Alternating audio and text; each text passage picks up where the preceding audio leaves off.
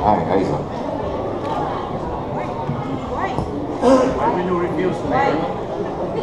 Why will you refuse? Mayor, why will you refuse? What's your reason of refusing the appointment? Alam mo kasi, when I say in the past or previously, when I say I am not qualified, people would always refer to my educational attainment or whatever. When I say I am not qualified financially, so I do not have any money. So if you do not have money, you cannot be interested in an endeavor like that.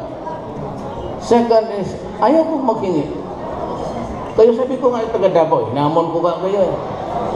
Magtanong kayo dito isang negosyante, even one, baski itong may-ari itong hotel na ito, kung naghingi ako ng discount, kung naghingi ako ng pera, anybody dito sa Davao, yung election, ibigay nila, pero hindi ako humingi.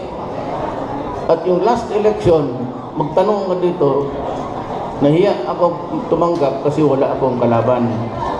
Na kung tanggapin ko, sabihin nila, walang kalaban niya si Duterte, sigurado gibulusan niya.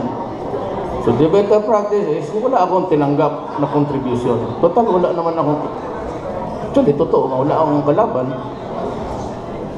Pero kailangan ko sana ng pera doon sa party ko, yung mga tao ko, yung ticket. But just the same to keep, your nose clean. Hindi ko ayaw ko. Lahat ng mga mall dito, pinasa uli mo, ask them.